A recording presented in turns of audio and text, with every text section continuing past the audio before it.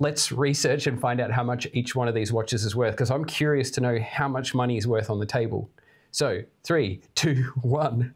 Whoa! That's just disgracefully high. I can't believe it, man. Okay, gang, everyone has watched at one stage in their life Who Wants to Be a Millionaire? And there's a couple of options when you really need help with the answer to some questions. And one is phone a friend. And it is for this very reason that I'm calling in Zach Blass, because of what I've got right here. This is a delivery which has just arrived to me, but unusually, unlike just getting an X-Acto knife and just cutting off some of the tape to get into a box, this one has a high security tag. Like the fact that there's a high security tag and someone came to the door who was not from DHL or FedEx. Can you explain what's going on with this this wire sort of delivery thing? Yeah, I mean, like that's the kind of stuff that back in my Piaget days, when we would be, sending a lot of watches over for like a shoot or consigned to, a celebrity or whatever it is, like that's like armored truck sort of packaging, right? Like as you can see from you almost cutting your finger off, like that's a very sort of secure, way to transport, a watch or watches. Shall we? Okay. Yeah, I'm ready. One box. Oh. Okay, 2 boxes. Zap. Is it a coincidence that the tape is like perfectly a Swiss flag? I know. It's as if they thought about that. Okay, here we go. Okay, so let's see what's in the box. Okay, something like here. Ooh, holy shit. Wait, what? Okay, there's a lot of watches here, Zach. Okay, shall we? All right, here we go. Maybe we should. I'll pull these. Yeah, I'll pull these out. I'll pull these out one by one, and I'll just lay them on the table. Yeah, that's probably the best way. First watch. Okay, so already, this is Laurent Ferrier. Okay, this is top-notch stuff. Man, I remember seeing one of these and being absolutely enamored by it. It was so cool. Okay, cool. So let's lay these down. Oh, okay, so same one, but just blue dial. This one here is a perpetual, I think, or something, or at least a... Presumably an annual calendar moon phase, or maybe a perpetual, but I think it's an annual calendar, just looking at it. Okay, so this is a gold version of the same one. Okay, so... It's like they sent you the whole catalog almost. Oh my goodness. The cheapest... Zach, these are pretty freaking spectacular. Do I have time to get on a plane to Amsterdam? And we still haven't even opened the other box. Okay, so there's a second box too. There's a second box, baby. Okay, one more watch from this box. Let's see what it is. Ooh, cheapers. Look at the dial on that. That is beautiful. Okay. Yeah. All right. So. Yeah. So we've got what? Is there 7 or 8 watches on the table? That's 7. 7 on the table, and then we've got this box here. So let me... I mean, that's already a house on the table. Okay, so there's 4 spaces, but we have 2 watches. Okay? So let's pull... I think I already know what that is. Please do what I think. This is that one I've seen before. I've seen this, man. Oh my goodness, this is sick. Holy... Nautilus who? Dude, it looks like one, doesn't it? But it's not. No, it's definitely not. Man. That's the Sport Auto. Okay, all right. I've got a story about this, but let's get this one last watch out of the box just to kind of see, but this is very, very impressive. Oh. What is this? Zach? Marcus, all I'm going to say is flip it over. I know. Look, I know that salmon dial is great, but flip it over. Oh, wow. That is a tourbillon, my friend. That is a tourbillon. Oh, my goodness, man. Holy, that's a tourbillon and it's in the back. Not from the front. Nope. It's a stealth the way tourbillons originally were. You know, as much as it's a dynamic complication in the sense that like you get to witness the rotation of the cage, and that's all beautiful to look at. But there's something to be said about just, you know, privately boasting it just from the case back. You know, it keeps that sort of clean dial. That's insane, man. Holy Toledo. Yeah, and the finishing. Oh my God. That is beautiful. I mean, that tourbillon alone, I think, is like 175,000 Swiss francs. What? If we're gonna just, yeah. This one? Yeah, I'm pretty sure. 175,000 Swiss francs.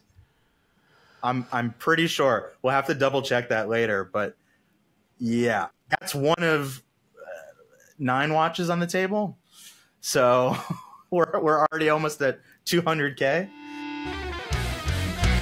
Okay, well, this one, when we were at the Zenith, the launch of the Zenith Night Surfer 2, we were sitting at dinner, and Frank from Monochrome was at the table, and he was wearing this exact watch, and I remember seeing it and thinking, what is that? Let me have a look. And then I remember looking at it, and I remember even there's this little stepped, like where the date window is on the dial, there's like a little sloping ramp which goes down into the date window, which I remember seeing, going, that is such a cool little detail.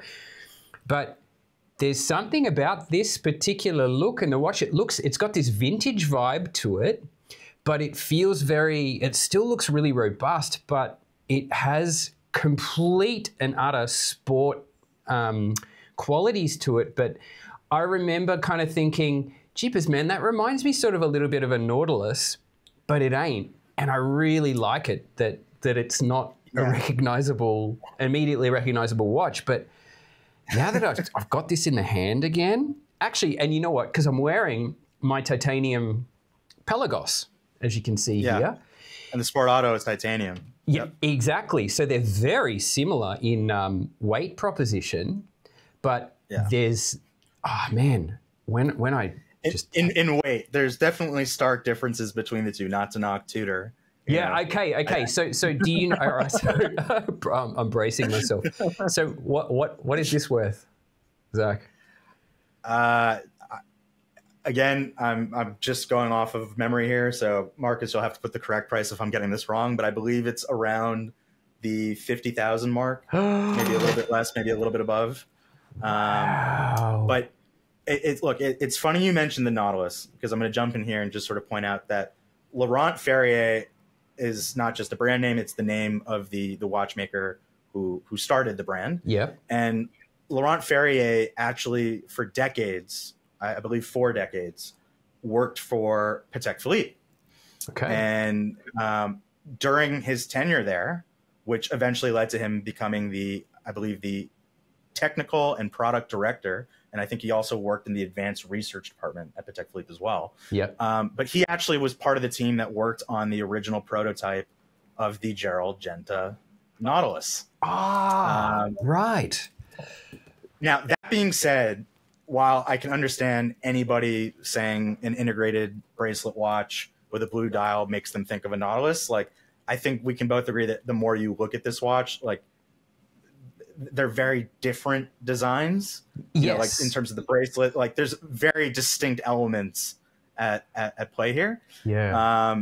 But the Sport Auto actually is a tribute to Ferrier's other passion, which is the automotive world. Oh yes, of course. Yeah. Being the auto in the name. This is very much inspired by like sort of racing and cars. And fun fact, Laurent Ferrier actually was also, and I say also, which I'll reveal why in a second. Yeah. He raced in I believe the 24-hour Le Mans race in 1979, and he came in 3rd place. But guess who he came 1 place behind in that race? Who? Well, what? Who then? None other than Paul Newman. No way, man. All of these 6 degrees of separation and... Oh, side by side, that look great. But yeah, no, so the Sport Auto and next to it, I believe it's the Sport Auto Grand Tourbillon. Slightly different sizes, right? Yeah. Yeah. So the one the Sport Auto on the left is I believe 41.5 millimeters Yep. in diameter, and then the Tourbillon, understandably, is enlarged to around 44. When you look at them, if you lay them sort of flat on your arm until so we can see the sort of the case height, the thickness.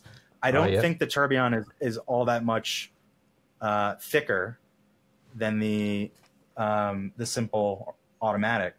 No, It'll be a little bit. It's not. Maybe crazy.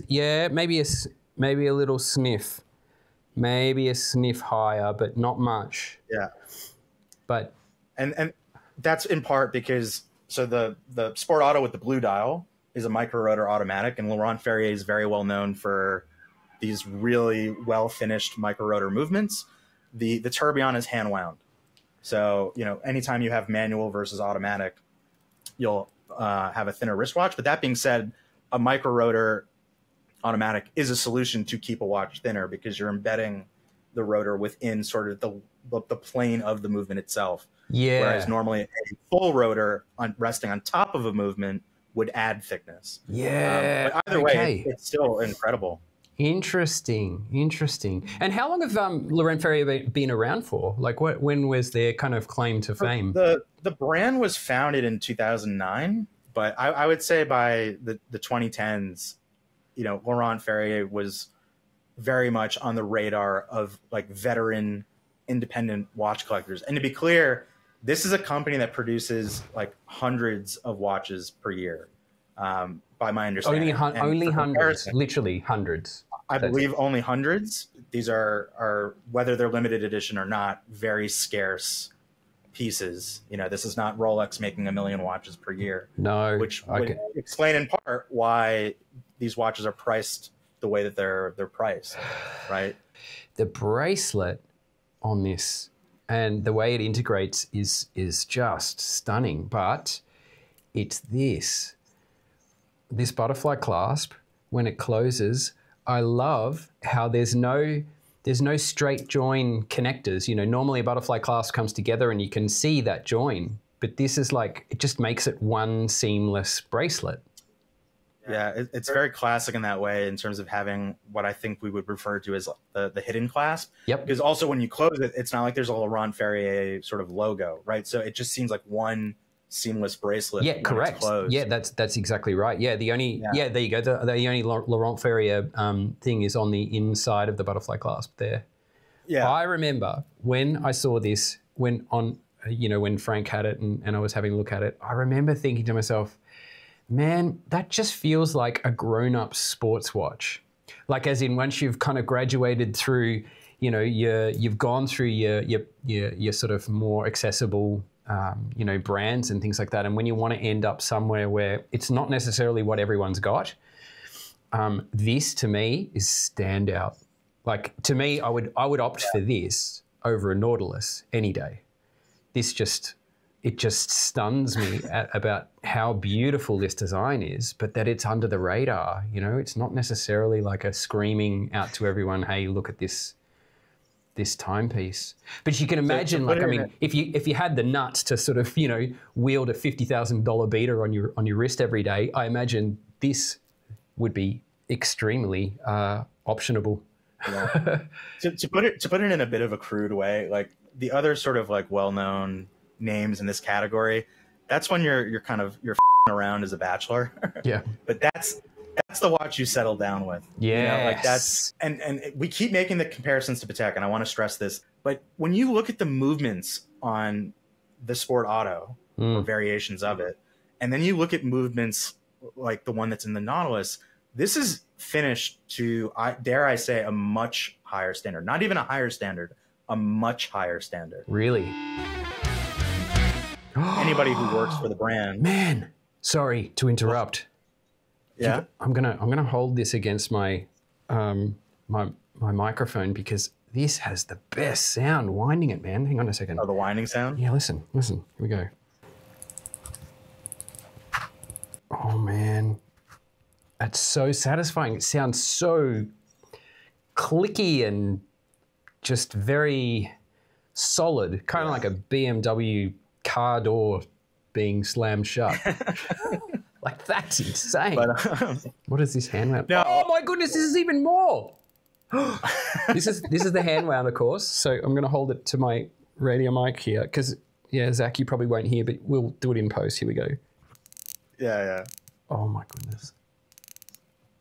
That is fantastic. No, I can hear that. That almost sounds like a bezel turning. You can really hear that. Exactly. It sounds like a bezel. To be honest, when the coverage of Laurent Ferrier first came out, everybody was talking not just really about the externals. And the Sport Auto was a watch that came later. I don't think it was something that the brand, launched when the brand first launched. That right. came. So would you say that the Sport Auto was like the moment where Laurent Ferrier kind of really fully flexed? Like, as in, I can imagine that watch would have turned a lot of heads. I think when you have a quality sports watch like the Sport Auto in your lineup, there's an even more of an awareness driver where, at the very least, the pool of people aspiring to own a Laurent Ferrier increases. I can imagine grabbing several of my watches from my collection and trading them for something like this. Maybe one day, you never know. But like, honestly, I'm in love. This is really beautiful. There's so much going on with it. Like, I love how it's like, it's neither a circle nor a square. Like, you've got like this obviously round dial, and then you've got this sort of like rounded, sort of squared off inner like bezel. And it's then, a very cushion shape. Yeah, but I think that the proportions and the differing curves, they've just nailed it. It's just like, it's like an old school TV, but not in a kitsch way, you know? Tell you what, with the magic of editing, let's research and find out how much each one of these watches is worth, because I'm curious to know how much money is worth on the table. So 3, 2, 1. Whoa! Okay, so we have... That's just disgracefully high. I can't believe it, man. Like, okay, so the total cost of these watches is 614,000 Swiss francs. Frankly, that's a lot of francs. Or is it Swiss franc or euro? Or probably Swiss franc. I think it's Swiss francs. No, that's Swiss francs, which means it's more in euro. Holy smokes. Makes me a little nervous. Wow, what a wonderful world that we live in of this hobby. This is incredible. So these, I mean, look, we could sort of go through lots of these individually and talk about them, but I think for the sake of this exercise, if I'm learning anything about this, is that this hobby is a dangerous one. I think that the more I come across certain pieces of horology which just tick all of the right boxes, for me, the aesthetic is really the most important. Even more than the movement and things like that. Although these movements, another story. This is really, really impressive. I think with good design, I think many of us, let's say when IWC dropped the Ingenieur and that was a very, very high asking price for that watch. However, I still argue that design of that watch is just, there's something about it which just feels very, very like, if I got that in my collection, that would be a very, very high on my wear radar. That would be a high rotation watch.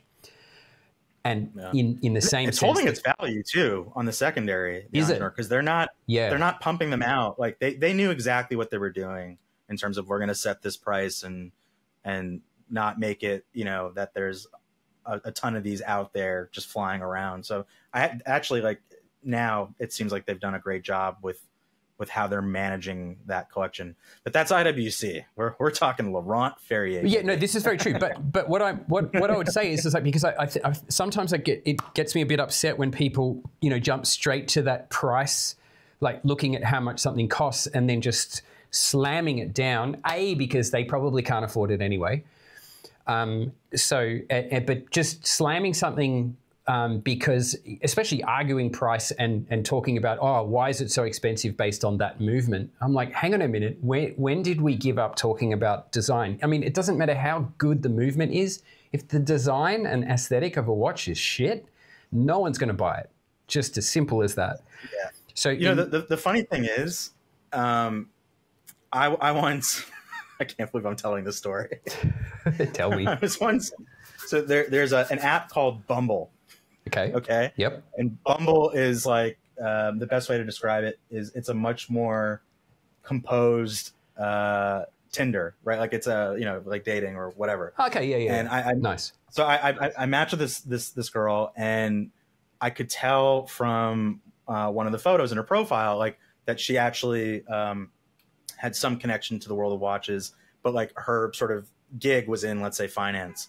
And at some point in the discussion, I remember, or in our chat, I remember talking about some sort of watch and this idea of, oh, it's so undervalued. And she was like, well, what is it worth? And I'm like, oh, it goes for, X thousand on the market. And she's like, well, then that's what it's worth.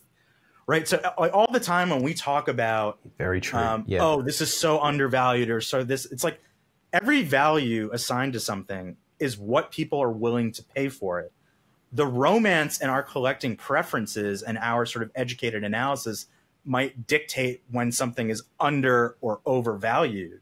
But ultimately, in reality, rather than romance, the value of something is what people are willing to pay for it. That's exactly right. This is luxury, right? Like this is a luxury arena. So if somebody wants to overcharge for something, like if I go to a nightclub and I buy a bottle of champagne for $1,000, is the bottle worth $1,000? Absolutely not. But that's the market price. That's what it's valued at. If you want to drink at this club and have that champagne, that's what it costs. That's so if you want this Angenour or this Laurent Ferrier, if you want it, this is what it costs. Like that's ultimately the true sort of meaning of value. Yeah, in a literal sense. And in fact, I mean that's kind of like, I guess when you're talking about the definition of what luxury is, I mean that is what luxury is. It's scarcity, and it's really articulating to a very, very small group of people, this product is for you.